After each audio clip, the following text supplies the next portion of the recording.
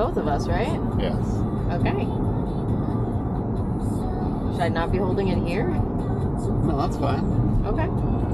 You just had your hand around the back of it, so you were. There's a camera on this side. I understand. I wasn't obscuring it. All right. So yesterday, we woke up and where? Well, are we doing a fly-in night recap? Is there anything from the fly-in night that's worth mentioning? Our flight was actually on time. It was remarkably uneventful, really. Yeah, except the notable part of the night was the lady at the Alamo counter who actually had good advice. Does the screen turn off after a bit, normally? Yeah, is it still blinking red?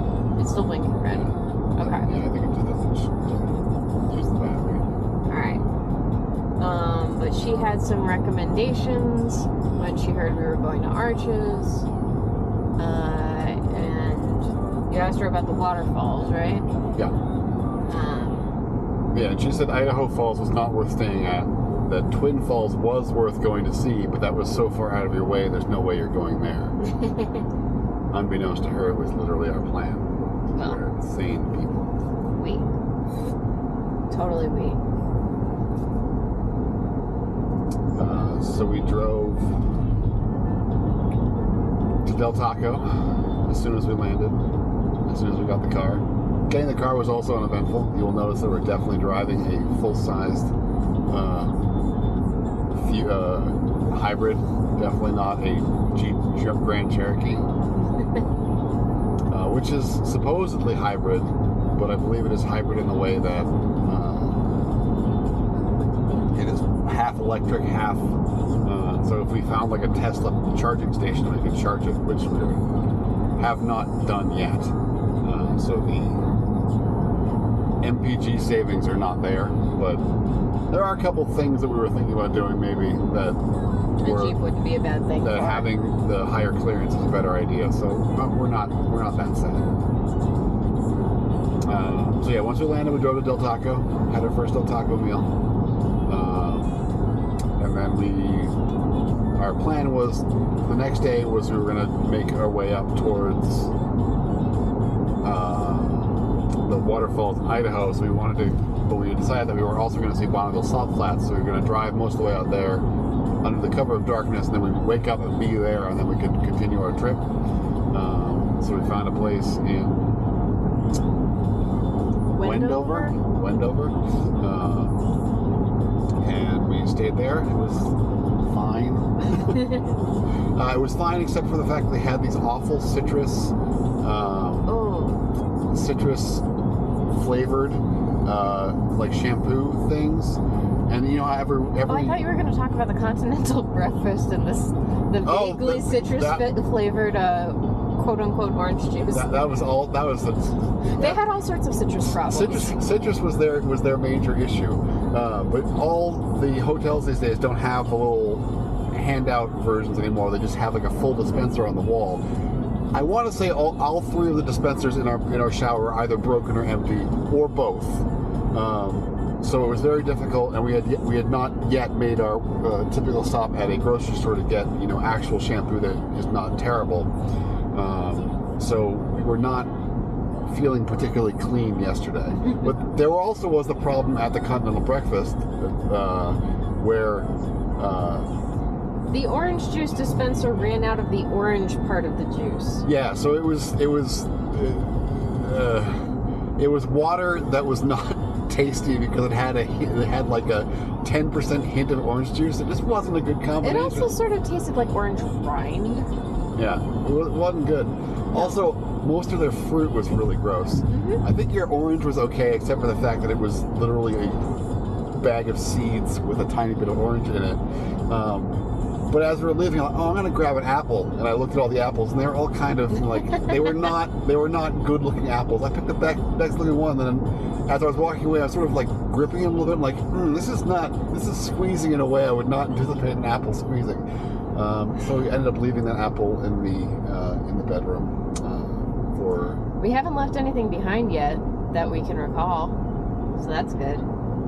Except for that apple. Still early days. Yep. Plenty of time to forget something. So that was a hotel. We drove to the Salt Flats.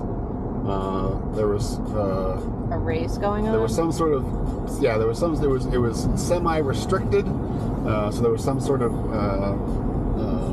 you couldn't drive out, and also we couldn't drive out in the rental car. It was like one of the three things that we were not allowed to do: go on the Salt Flats, go to Mexico, or drive drunk. I think were the three things that the lady told me not to do, which was a very strange, very strange combination. But we got the drone out and flew it around on the Salt Flats for a little bit, and that was fun. It didn't crash, so thumbs up to that. Yeah. And you figured how to turn it from speedy mode to normal mode. Yeah, still lots of things to learn about the drone, but didn't crash. Video seems to work, and it's pretty neat. The video of the Salt Flats probably not that neat because it's just sort of empty, but it was a good. And your first angle was. Yes. The first time I flew it, I had aimed the camera down to see us, and then I flew around and was spinning around. So there were mountains in the distance, but the camera was aimed downwards, so it was just looking at the salt. The thing that looks the same from every angle. Yeah. So. Try 2 worked out much better. Try 2. There was some camera adjustments. So after the Salt Flats, we were headed up to Shoshone? Yes, we were heading up to Twin Falls. Twin Falls, which is a town and a waterfall, which we found out after the 2-hour drive. The town center strangely did not have a waterfall in it.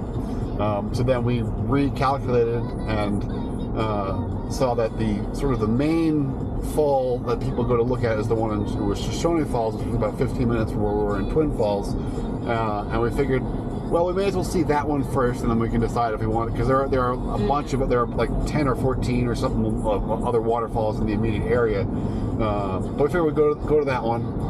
And it was pretty cool. It was too dry. I guess September is probably not the time to come. But it was still very pretty. It's just you knew that it could have more, but it was kind of cool to see all the underlying rock structures and how they've been worn away by the water. So I wasn't too sad about that.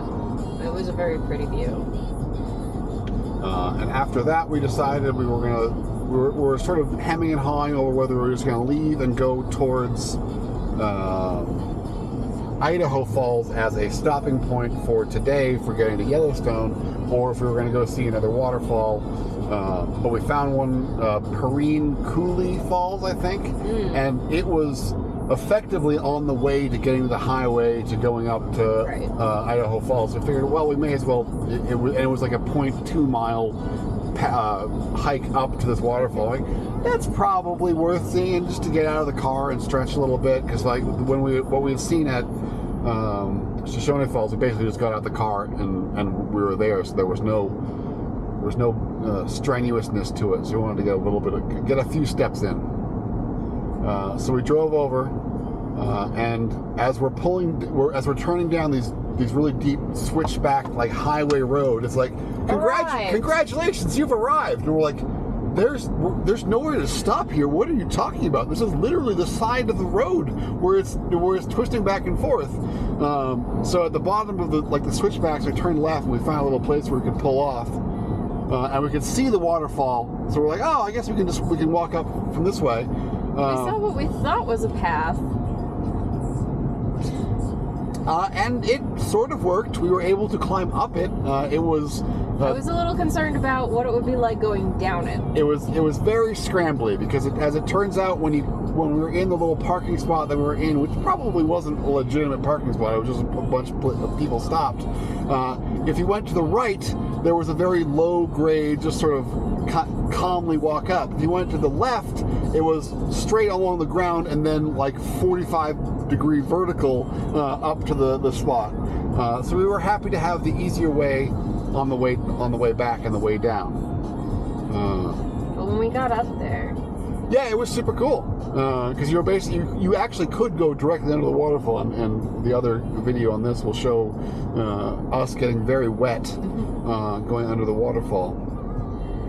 And we realized on the way back that there was actually parking. It was just on the side of the road, along the road, a little bit before it said it arrived. Yeah. So we weren't looking for it at all. And it was very, very faded in our defense. But as we had to go back up that way, we saw it as we were heading out.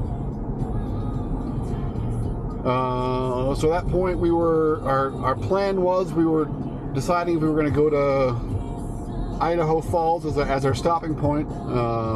And it was going to be a 2.5 hour drive if we wanted to go straight there. Or we could stop at a place that the Alamo lady had recommended called Craters of the Moon. It was going to be an extra half an hour, so it would have been 3 hours-ish. But it was going to give us something to, a reason to get out of the car, which we figured was an improvement over just sitting in the car for 3 hours. Mm-hmm. And it sure was. Yeah, Craters of the Moon was super cool. Definitely want to go back. Lots of lava flowy area. Yeah, it had all the cool ribbons of lava flow where it curls on itself and just liquid captured in time. And the fun part of that was we got there, sunset was at 8:15 or something like that. We got there at 7:30, so we were definitely racing daylight. As we pull up to the visitor center for the place, it's all closed. And it's all right, well, I guess, is there something here? And the GPS was yeah, pull onto Loop Road. And we're where the hell is Loop Road? What are you talking about? And then eventually we pulled into a spot which is this is where the campground is. I'm well, we don't want to go camping. And then they had to pay at this booth thing. And well, there's no one there. How do we pay for the thing? And then Justin was a smart person and looked and was oh, we have our National Parks Pass that still is valid, and that counts for this. And oh, look, there's actually 1 or 2 maps left. And when he looked at the map, he saw that there was a whole bunch of places to go besides the places where you camp. And so began our little side adventure. Yeah, so there was a little plaque with a kind of a map and sort of information about it, and then there was a little box which probably normally has about 400 of these maps in it, and there were 3, one of which is now in the car somewhere. By my feet. Yeah. So yeah, it was super cool. We were able to basically see the whole thing, despite the fact that we were running out of daylight, which is actually really cool because the last section had caves with bats in them, which we totally had a permit to go in and see.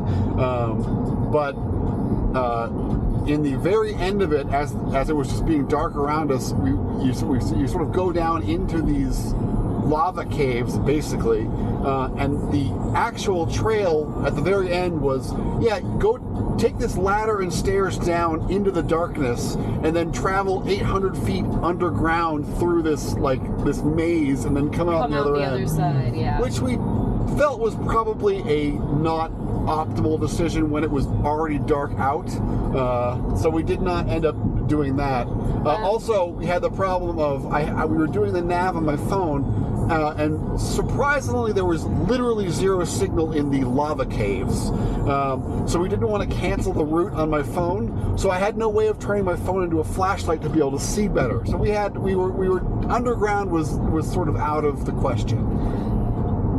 We saw all sorts of things though, because we saw the splatter cones where you can see just into the middle of something that was once lava. There were the caves, there were just all sorts of different flows and activities. Some of them were the smooth ribbony stuff, and some of it was just weird jagged. It looked like a giant rototiller had gone in the earth and just dug everything up. Just wild, weird landscapes everywhere. You see where it got its name for sure. But it had some hikes that looked very tempting, and now we must plan to go back sometime so we can do the hikes there, because it was gorgeous. Very, very high quality suggestion from the Alamo lady. She liked arches, so we knew she had good taste. Yep. And then after we finished at Craters of the Moon, we were going to head up to Idaho Falls. But then we did the very important search of where is the closest Del Taco, and it turns out there was one that was a half an hour farther from Idaho Falls, but a half an hour closer to Yellowstone. We're entering the Targhee National Forest. It's pretty gorgeous. So we decided we were going to race the sun to get to Del Taco, because normally Del Taco closes at about 2 a.m., so we're figuring we have plenty of time. Shockingly, we were actually going to arrive in Rexburg or Rexville or whatever it was called at 11, or like before 11. 10:50, which is super early for us. But when we finally got into a place with signal, we saw that the Del Taco was going to close at 11. So we're like, well, that's not great, but we're going to be there. We're going to be there in enough time. And we did get there when we were supposed to, but then Justin looked at the door and they're like, we close at 10:30. Google betrayed us. Yeah, betrayed by Google. No Del Taco was had. We had to sink so low as to go to McDonald's. Ugh. Yeah, I really hated that crispy, spicy chicken sandwich. That was disgusting. I can hear it. I can hear the contempt in your voice. Yeah, and that was. Then we went to our hotel and slept. And it was a really nice hotel. Other than the towels. Yeah, the towels were stupid, but the hotel itself was great. And now the nice thing about going an extra half hour is that when we were a half hour closer to Yellowstone, we'll arrive there in about 50 minutes, and it looks like our ride there is going to be a gorgeous one. We'll arrive to the west entrance, which is where we'll be staying for the next 2 nights. And that's our travelogue for today. August something or other. I don't have to keep track of days. It's vacation. What day is today anyway? Saturday. Saturday the something.